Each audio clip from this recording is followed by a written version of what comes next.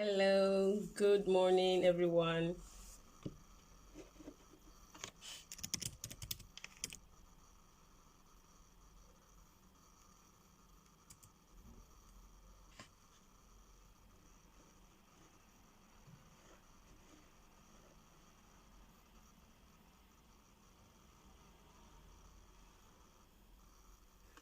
Hello, good morning. It's been a long time. Hello, hello, hello. How are you? Hi.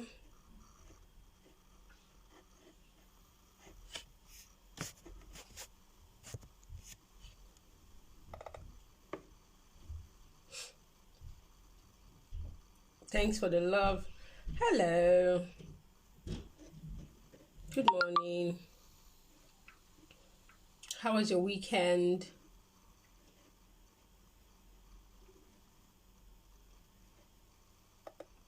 Thank you for joining in. We're going to be starting shortly.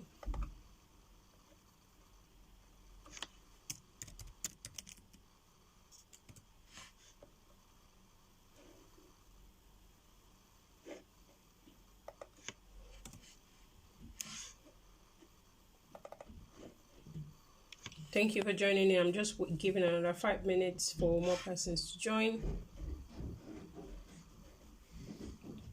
Good morning, good morning, good morning.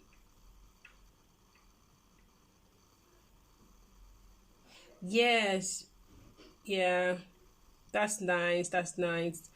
It's very hot here in the UK. It's summer and extremely hot. We're like, oh my god, what's this? When it's cold, it's extreme. When it's hot, it's hot.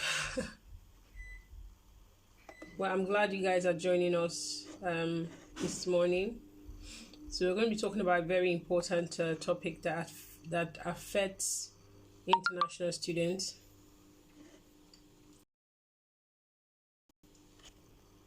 So just send the link to your friends. Send the links to everyone you know. Los Fevata, good morning. Yes, I will pin it very, very shortly. I will do that. Let me see. Let me just pin that now.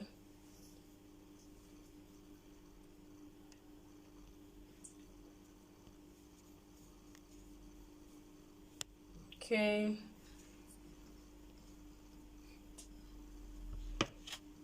Oh, they spelled that correctly.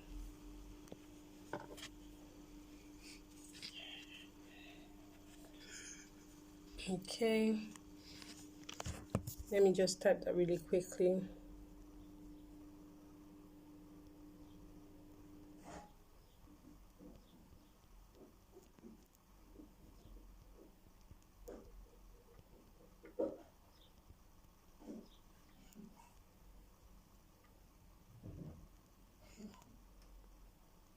Okay. All right, so I've done that. Thank you for the reminder.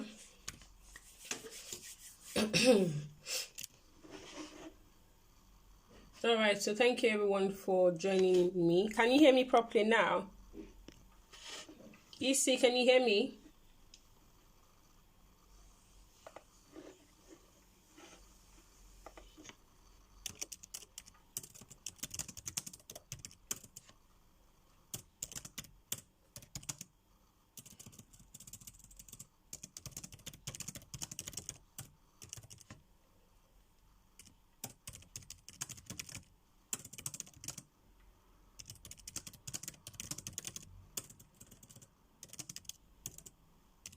I'll start in 2 minutes.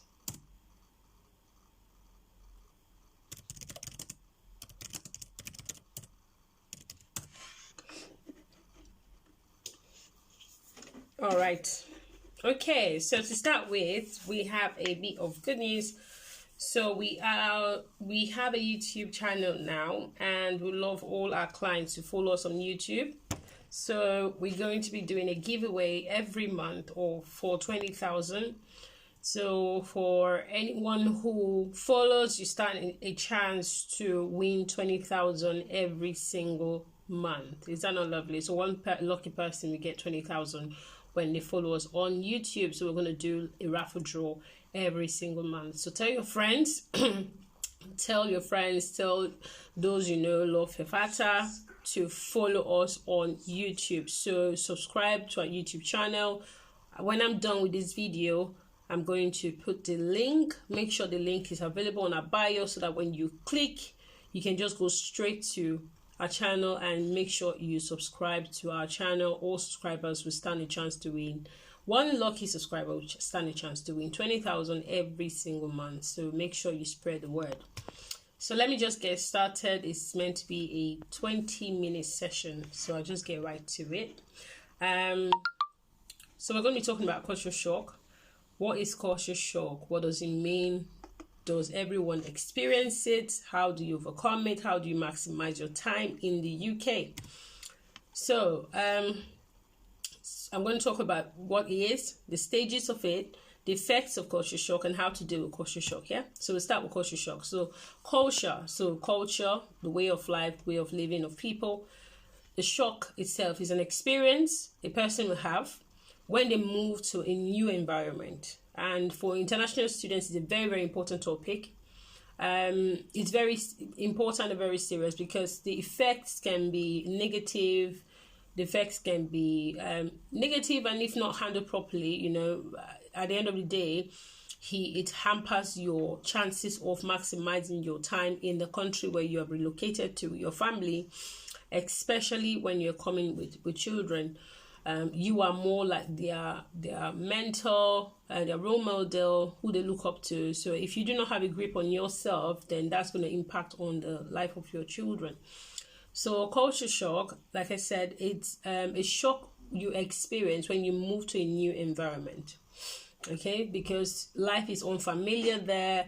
There's a different way of life, different way of dressing, different foods, the different way people interact, basically, what they say, how they speak, not just the accent, but what is acceptable and what's not. It might take a long time trying to get used to that way of life, trying to adjust. And some people don't adjust very nicely.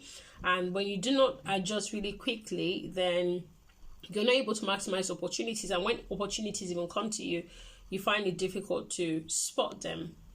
And then, you know, when you're coming to the UK, you have 1 year for masters or 2 years masters, and then you have your 2 years post study, right? So you have like a 3 years timeline. So you need to really maximize that period that you are in the UK, which is why we're talking about culture shock.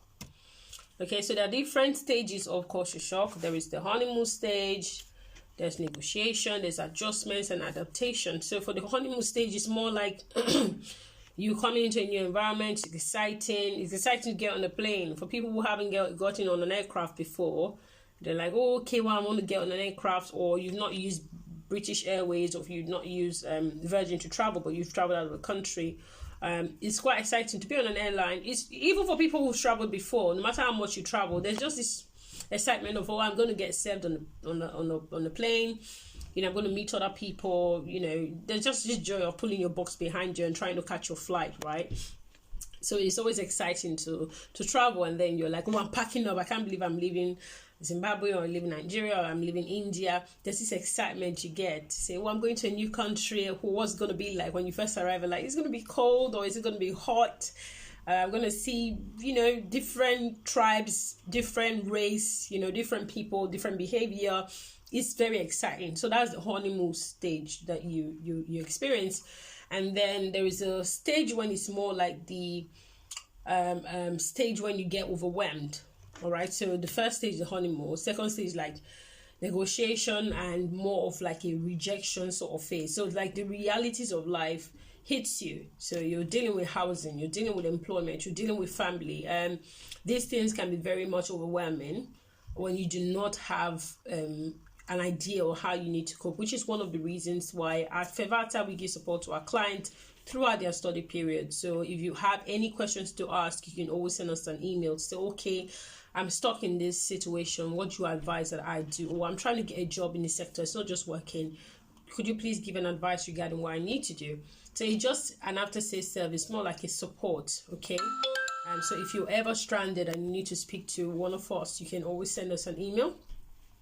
All right, so the realities of life, housing, like I said, employment, family can be overwhelming, especially, of course, you're moving from a different country. Maybe you're used to working in a place where you're allowed to do what you want. So I'm Nigerian, so in Nigerian culture, for most places really, you go to work, you can eat at work, you can do what you want basically. For some government workers, they close around 2 p.m. So yeah, in the UK it's quite different. So if you're getting paid, then you need to do the job you're getting paid for, which of course is the expectation normally. So people work here per hour and they get paid per hour. So in Nigeria, for example, you get paid based on salary. So at the end of the month, you get paid a certain salary, but in the UK, you get paid per hour. So for some jobs you do part-time, some people will pay you per the hours you worked. So say 10 hours, 20 hours. For some full-time role, they don't pay. They tell you your rate per hour, but then again, it's more like salaried.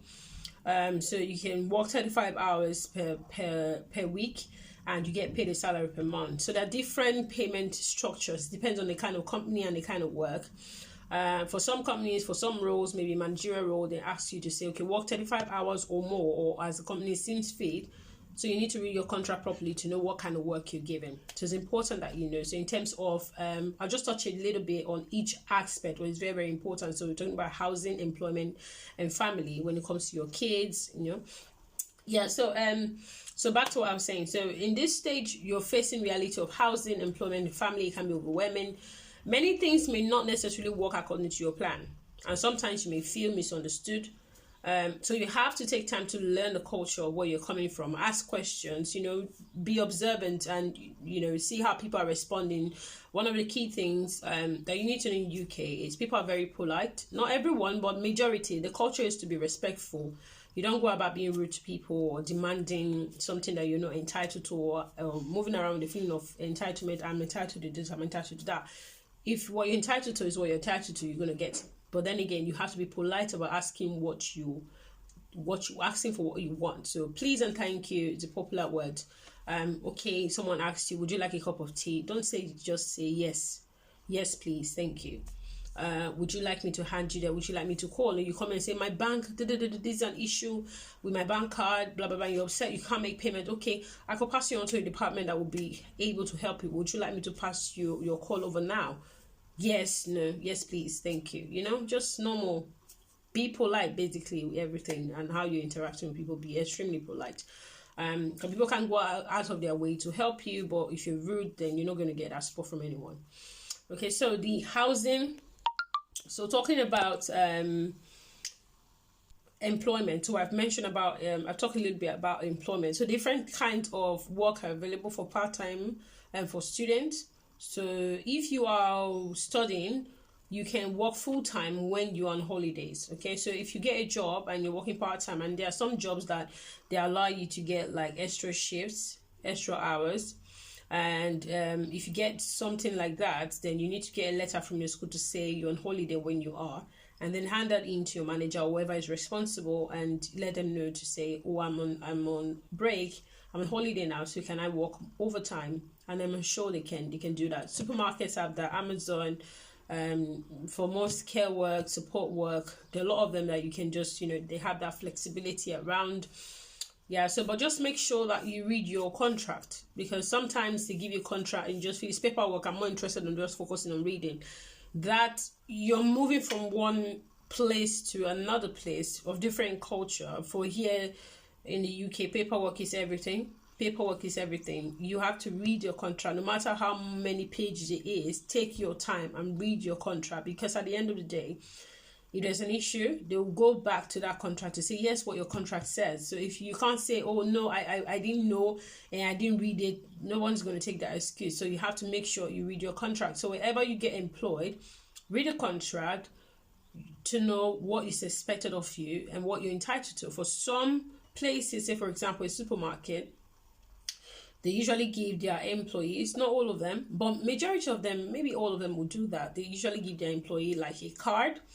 For some it's like a bonus card, for some others more like a shopping voucher, for some it's more like a discount card where you can get prices reduced for items that you need. Sometimes on Christmas holidays they give, you know, bonuses, things like that, but they definitely let you know.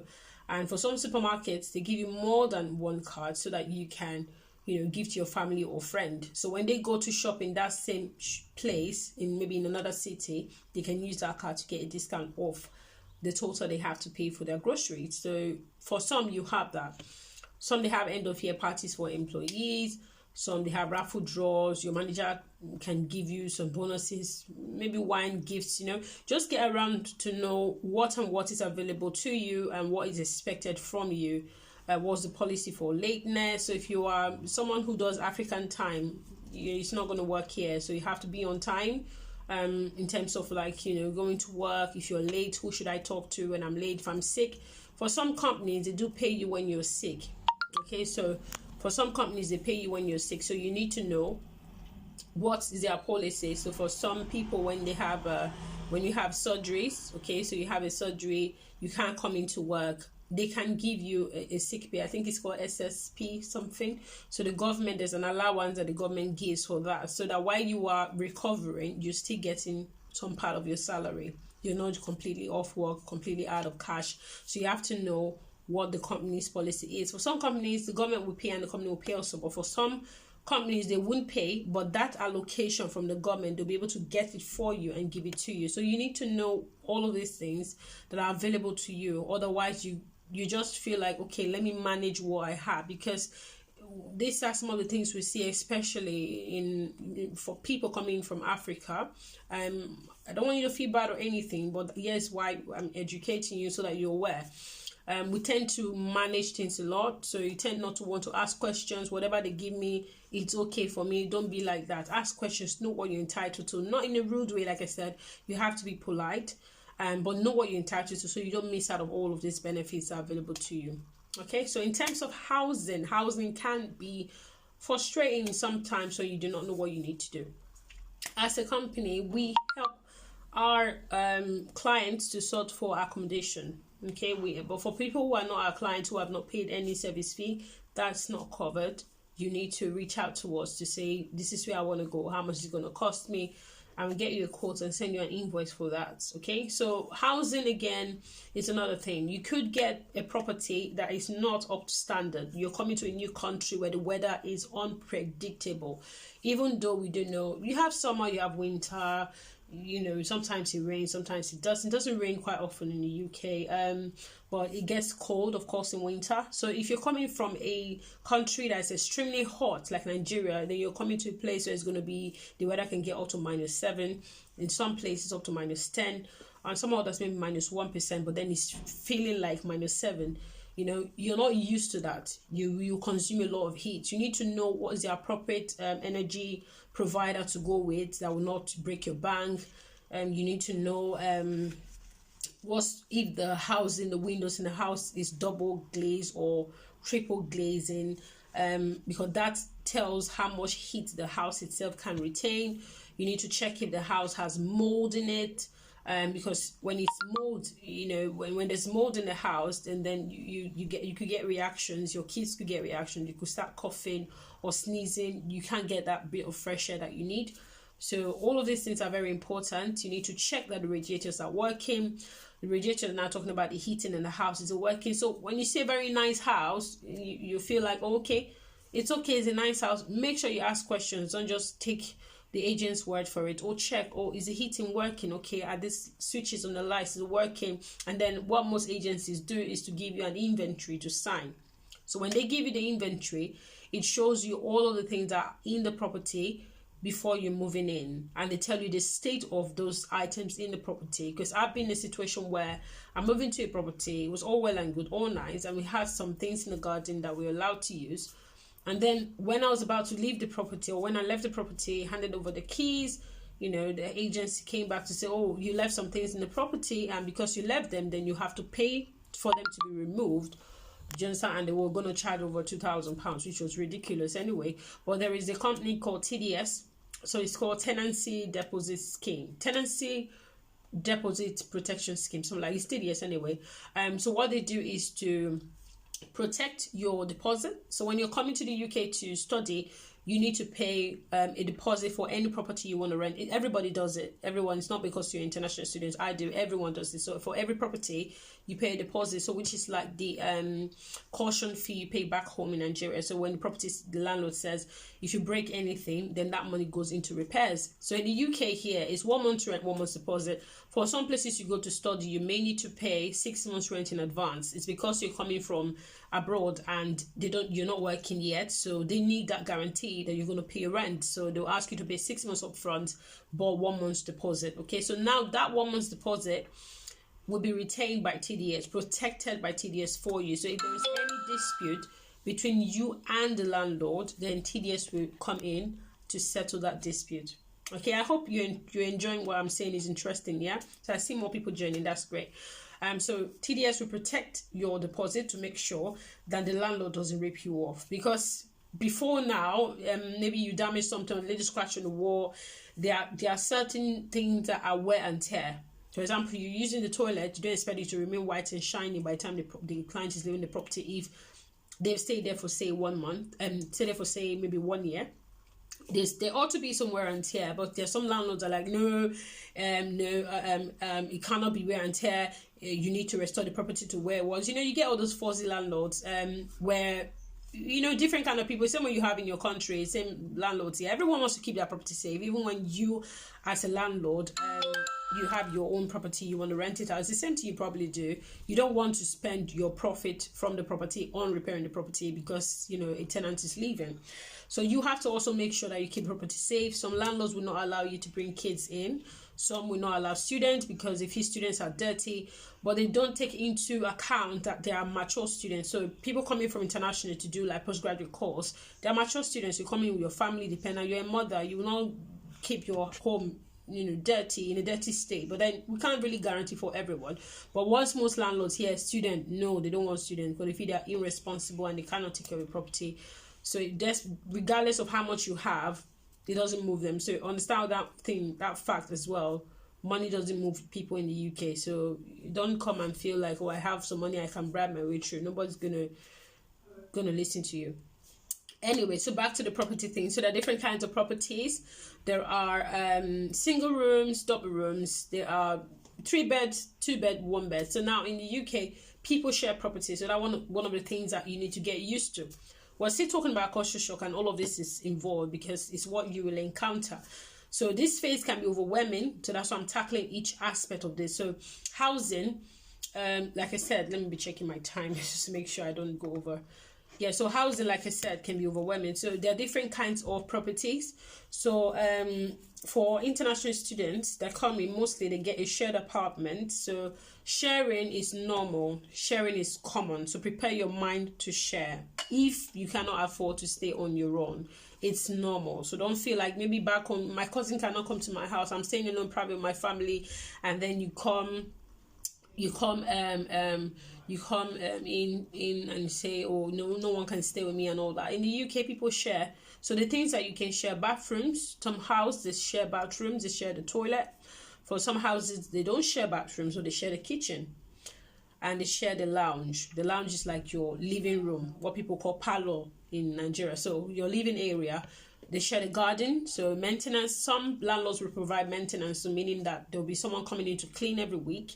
But for some others, you have to take rotations. You have to take turns to do the cleaning in the property. So if you're going into a shared accommodation, you need to ask these questions and find out, okay, number one, what are we sharing? They'll tell you, oh, toilet, they will tell you beforehand what you're sharing anyway. But then again, you just need to ask to be absolutely sure. Don't assume. Make sure you ask questions. No one's going to think you're stupid. You're paying it. It's your money. So make sure you ask the relevant questions. And then one other thing that is common for shared accommodation is bills. So bills. So as an international student, you need to know this so that you don't get ripped off. There's what is called a council tax. So council is like a local government. They are responsible for managing and maintaining the roads, taking away the refuse, the bins and things like that. So normally everyone moving into a property need to pay council tax. But as an international student, you are exempted. I'm going to say that again. As an international student, for the duration of your course, you are exempted from paying council tax.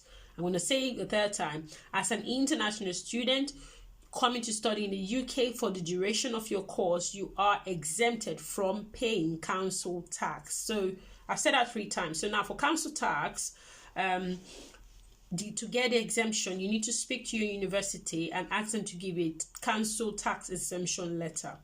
With that letter, when you automatically move into a property, you automatically get a letter from the council telling you, oh, okay, welcome to the area. This is the council tax you need to pay by so, pay the whole amount now. You can spread that in installments for those who are not exempted, but every student is exempted. So when you get that letter, what you need to do, phone your school and say, I need the council tax exemption letter, and email that exemption letter to the council to say, I'm a student, this is my student ID, this is my exemption letter. Once they see that, they won't disturb you again. That's just it. Okay, so just make sure.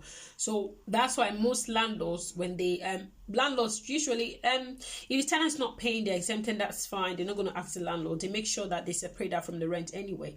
But there are some properties where you move in, is base inclusive, meaning that the council tax, the water, electricity, maintenance of the bins, whatever it is that needs to be done, the bills, cooking, gas, everything is all being paid for. So it's all included in your bill. So you don't, in your rent, you don't need to pay that separately. Okay, so if a rent is say $450, they will normally tell you is bills inclusive or bills exclusive. So there are some shared accommodation where bills is exclusive. For some, they'll tell you bills is inclusive except council tax. For some, they say bills is inclusive except Wi-Fi. But when they say bills is inclusive, it means Wi-Fi is there. Your Wi-Fi is free.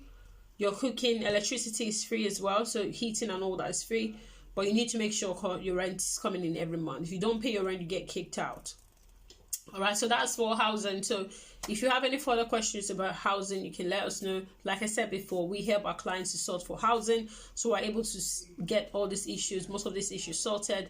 We can get a video viewing for you with the landlord before you arrive in the UK so that you can have a look through. But in most cases, you may need to get a Airbnb or a hotel to quarantine for like at least 10 days, so that when you come in, then you can go meet the property agents that you've done the viewing with and just sign the papers. But they're not just going to hand you keys as you're coming from the airport, you're going straight to the office, just give you keys. No, they need to do what we call reference check. So that's another thing I want to talk about with regards to property. So referencing, they check to see if you have been an offender. So just because you have money, like I said before, does not mean that someone's just going to give you a property, hand you over a property in the UK. It doesn't work that way. They need to do reference check. Okay? They need to do referencing to check if you've been an offender, if you've been a drug dealer. So we know back home we used to say drugs or what you want to buy. Don't go to the pharmacy and say I want to buy drugs. We're like, oh, what are you talking about drugs? And it's called medication. All right, so when we talk about drugs, we're talking about marijuana and cocaine and the rest of that. Yeah, so if you've done that before, then they don't want to give you a property. Some people move into property and they start doing meth. Yeah, they don't want to do that. Some people move to property and they start trafficking people. They don't want to do that. So they're going to do reference check to see if you are like that. Then if that reference check comes back fine, then that's okay. Then you can get the property. And well, for some of you might say, why do I need to do a reference check? I've not been in the UK. Why are they going to check? They do the checks anyway with the UK VI. So they've given you the visa. They need to check it so it's authentic, But then the reference checks always comes out of the total rent you pay. So don't let anyone deceive you.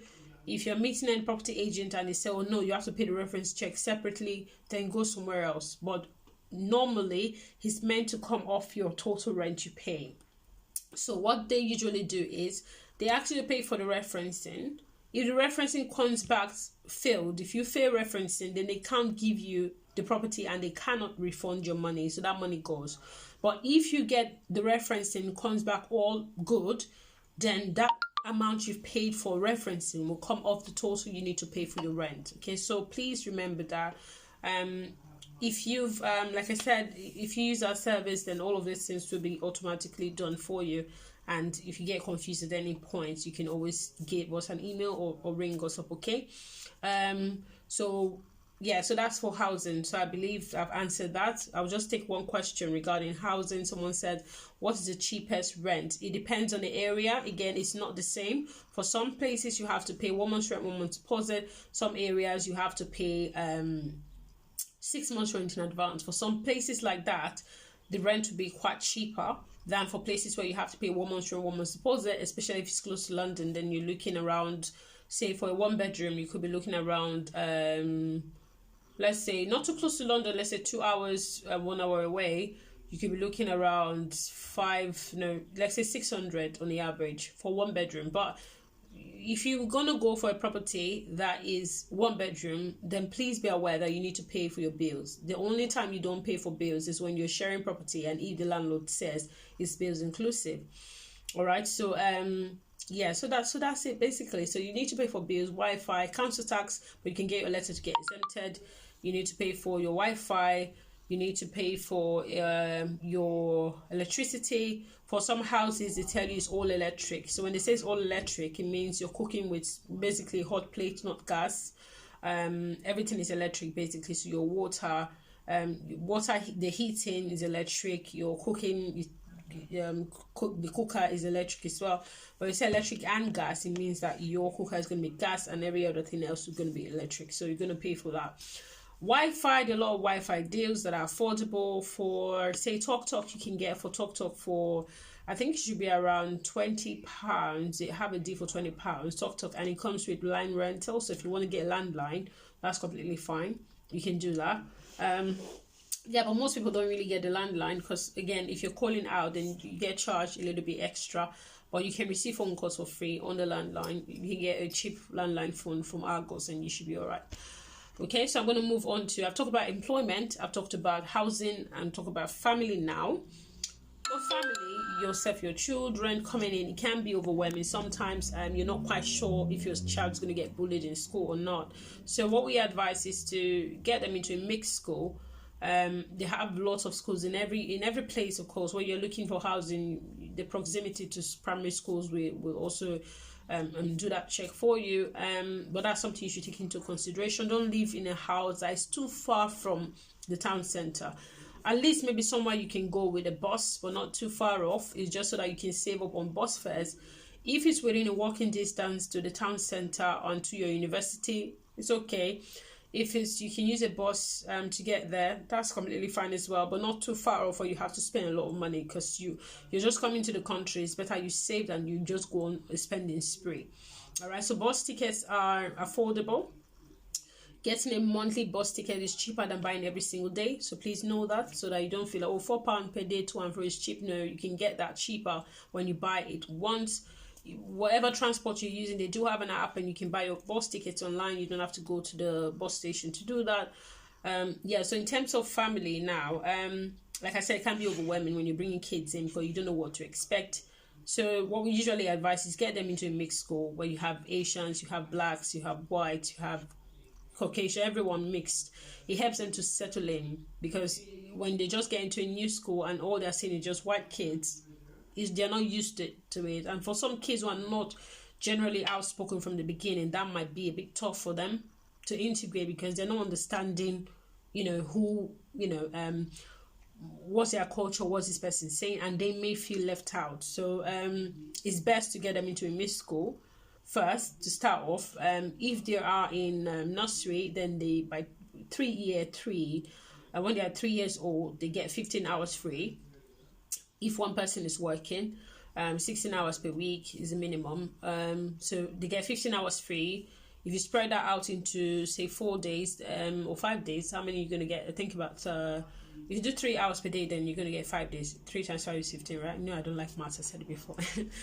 Anyway, yeah, so you can get that. So you need to take them in. So you can either do, I think from the morning, should be from 9 to 12, or you can do from 12 to 3. It depends. So different schools have different start times, but usually school times is from 8:45 to 3 p.m. So it depends on where your child is going to school, and what start time, what placement they're able to give you. If you're coming in to get them into school, you have to apply on time. If a child is born after September, then they're going to be starting in January, so they're going to be a bit older than their classmate in class. All my kids are born in November, so they all have to start in January. But it's not a problem, they're still going to fit in. Yeah, so like I said again, just get them to a mid school, get them settled.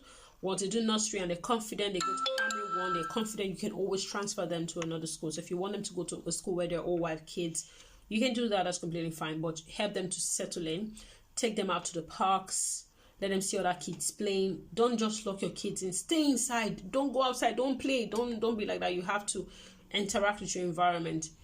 In the schools, they usually have the after school clubs and they have breakfast clubs. Get them into the clubs.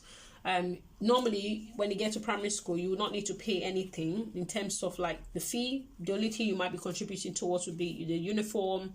Maybe if you need to get them books by yourself, it's fine. Books is free. They always give you books to take home. Get them into the habit of reading. I know back home in Africa, our kids don't read that much. You just do their homework and that, but you have to, whatever the school is asking you to do for your child, you have to engage it into it. There'll be assignments where you need to upload online. Get them to do it. Get books home for them to read. If there's any support you need, speak to the teachers. So he's not picking up on this, could you get a little bit of help? And they will support you. They're really friendly and lovely. They will support you. Okay, so again, so like I said, take them to the parks.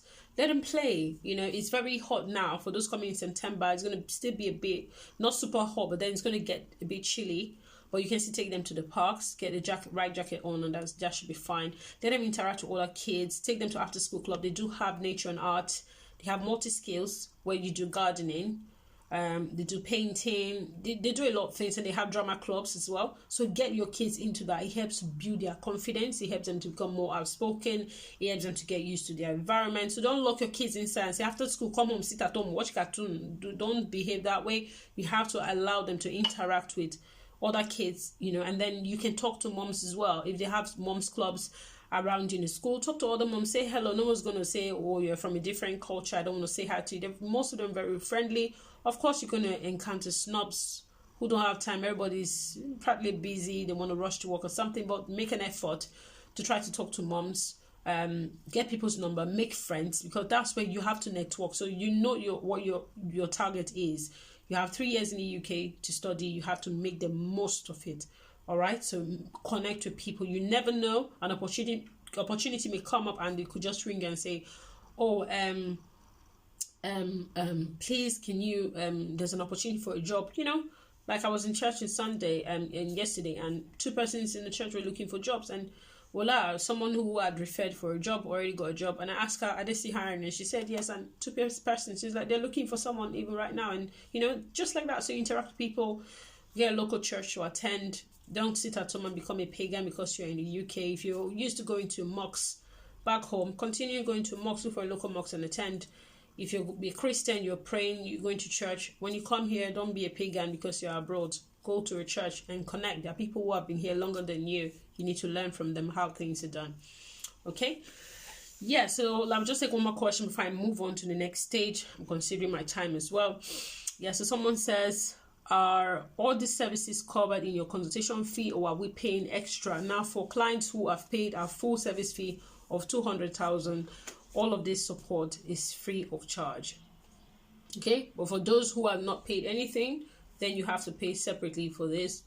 You have to send us an email and tell us what you need, and then we'll send you an invoice. But for clients who have paid already, then that's it. So our full service is 200,000. If you've paid, then you're going to get access to the service. For clients who just came over to say, transfer, do visa application for me, and that's it. That's all you get. We do your visa for you. That's what you've been charged for. But if you need to get this additional service, yes, of course, we can give you an invoice. So that's it. So before I move on to the next stage, I just need to say it again. We have a YouTube channel now. I'm going to ensure that we put up the link on our bio. Please subscribe to our channel. For every subscriber stands a chance of winning 20,000 every single month. We're going to be doing a raffle draw. So once the link is out, please show us love by sharing. We have 4,000 plus almost 5k followers now on IG, which is lovely. So please follow us on our YouTube channel. Please follow us. Once I'm going to make sure after this live video, you know, it's set up, okay? So I'm going to take one more question. It says, regarding the apartment, how much what kind of apartment is required for married people. Now, it depends on the landlord and depends on how much what your family size is. So for 1 bedroom, if you're a family of 4, if you could manage, that's fine. But for some landlords, they'll say no, because in the UK, is encouraged that children have their own separate space. They have their own private bedroom. So growing and learning, is not hampered, right? Kids should have that allowance. But as things become more difficult for some parents, the council is to be flexible to say, okay, all right, all well and good, they can share. 2 kids can share 1 bedroom, but then again, 2 bedrooms should be standard, should be fine. But if you can manage a 1 bed and the landlord is willing to give a 1 bed, that's fine, because the landlord needs to know how many persons are moving into the property. And one more thing that I forgot to mention with regards to what you're paying for in terms of bills with the water, you need to pay for water. It's not very expensive, so don't be frightened. It's not very expensive. It depends on the kind of property you're living in. You need to pay for water. But if you're moving to a property, like I say, you're sharing, then that's already covered by the landlord. So for people who are coming in single, students coming in, it's best to get a share property. Don't go and put your eye on big thing and then all your money will finish. Yes. So I'm guessing you're really enjoying this. Yes, yay, we can't wait to Udo. We can't wait for you to be a part of our YouTube channel. We have a lot coming up and many things planned. Yes, if you become pregnant while you are studying, yes, you can continue school. In fact, if you give birth in the UK, you want to give birth every year. The midwives are lovely. They're very supportive, lovely. It's not like in Africa where they shout on you. I remember my first experience wasn't very, very nice when I had my first child in Nigeria. It was horrible. I felt like I've died and gone to heaven and come back. But here, they will let you hold your hand. They're talking you through. They're telling you you're a champion, telling you you're a darling. They're supporting you. If you give birth to your baby, if you're in the hospital for 2 weeks, they'll feed you breakfast, lunch, dinner. They give you yogurts, they give you ice cream, they give you everything. So you just feel like, I don't want to leave the hospital. And then when it's time for you to go, like, doctor, I have a little bit of backache. Can I stay 1 more night? And you're like, yeah. Yeah, so if you're pregnant, yes, of course, you can continue to study. But if you are pregnant already and you want to come to the UK, it depends on your doctor. If your doctor says it's high risk for you to travel, then you might just as well have your baby in Nigeria and then come in. But if you come here, of course, and you get pregnant while you're studying, that's allowed. Nobody's going to say anything to you to say, why did you get pregnant while you're studying? No. For some people who are doing maybe research, PhD, their supervisors may say to them, make sure you don't get pregnant while you're studying your course, maybe because they're needed in the lab frequently, then they can make a family plan to cover that period. But for others, it's completely fine. You can be pregnant while you're studying, as long as it does not hamper your study period. Again, you have to consider your own Tier 4 visa, which is student visa. So whatever, if you're pregnant, you just make sure that maybe if you need to turn in your work or do something before you become due, before you go into labor, make sure all of that is done. Let your school know. They can give you time off, maybe probably just 2 weeks, not a lot of time, or just 2 weeks, and then, that should be fine.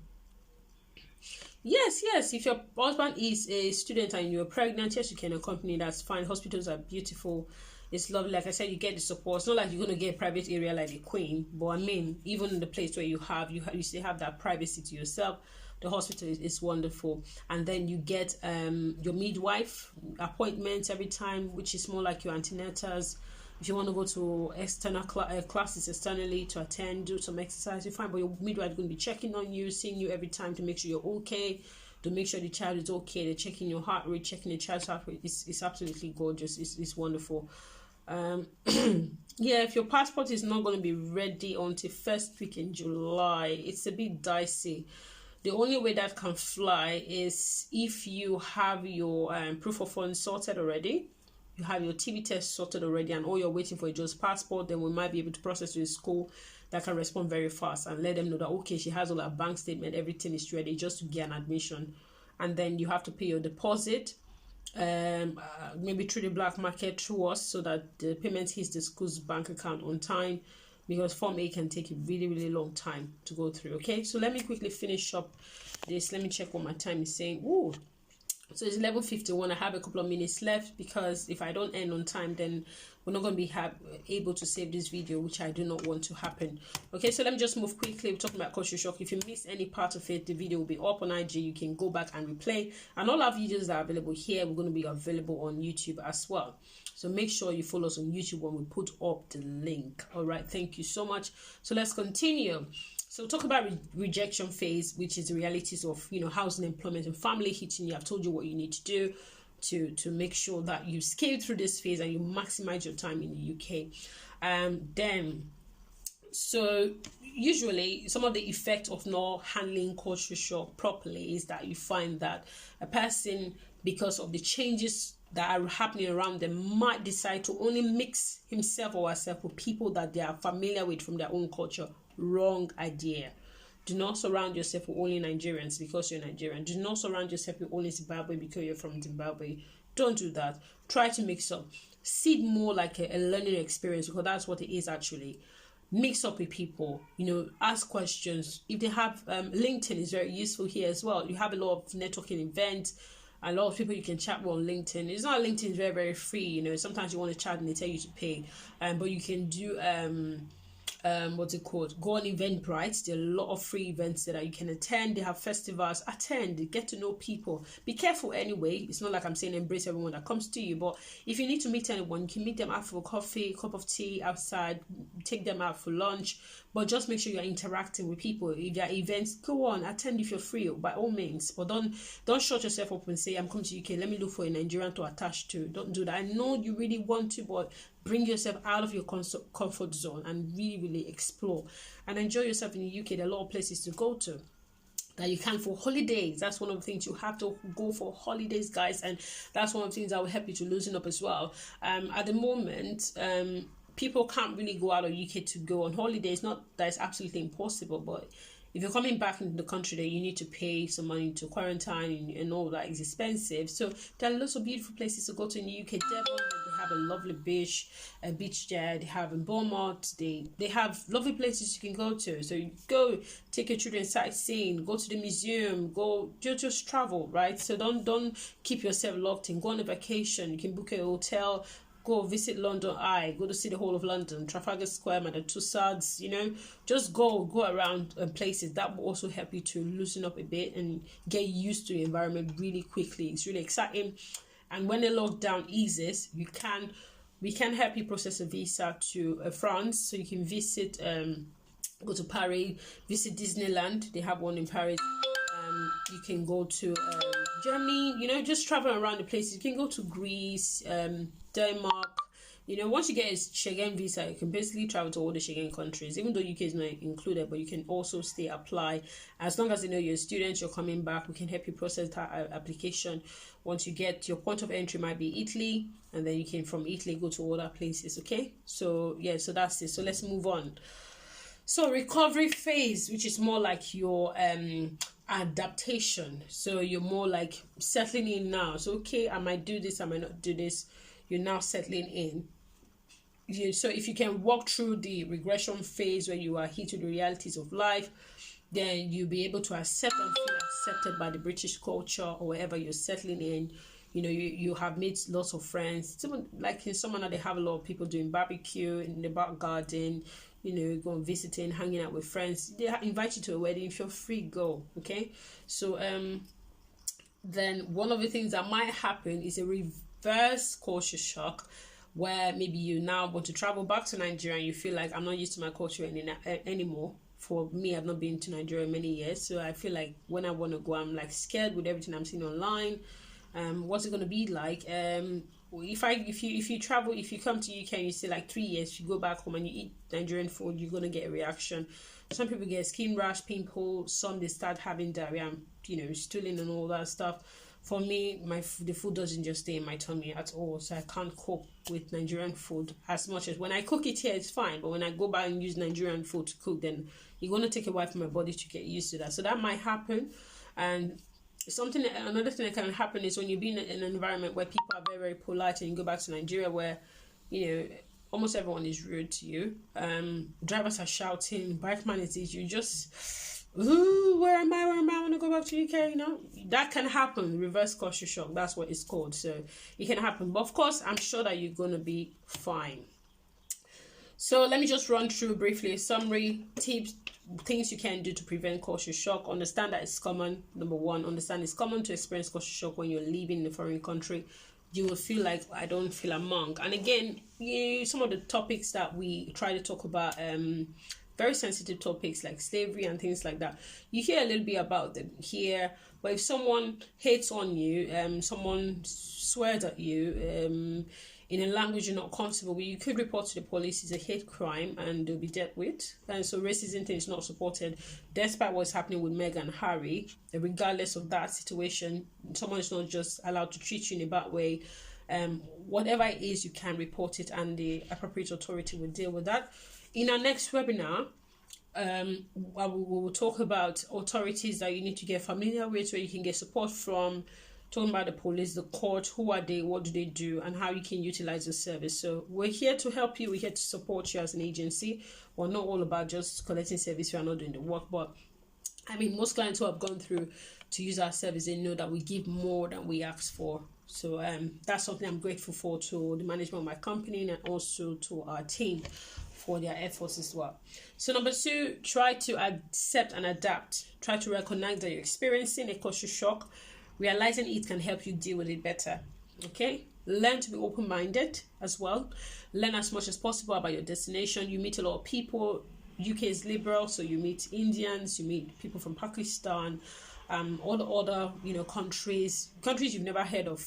They are there, but you've never heard the name before. You're from this country. Oh, where's it from? What they do? Caribbeans, from Jamaica, Trinidad, a lot of people you meet here. It's a mix of culture. So don't feel left out. Don't feel like I'm the only one. Don't let the low self-esteem thing start coming to you. No. Be open-minded. Be happy. See every other person like yourself. You're learning about them. They're also learning about you. Okay? There are Nigerian restaurants here, Indian restaurant. Go out for dinner. Just have fun. Okay? Focus on your book though.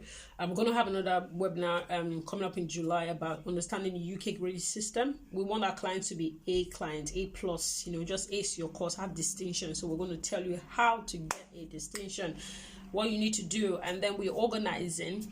There are a lot of support we're giving to our clients. We're organizing a private session for all our clients who are already in the UK, which we'll be doing in every session. For those coming in September, we're going to be having a session for you in January to teach you how to write your essays for your assignments, your dissertations, why you should format, how you should format, get used to referencing. We're going to be teaching you all of that so that when you have your assignment, you're acing from the beginning.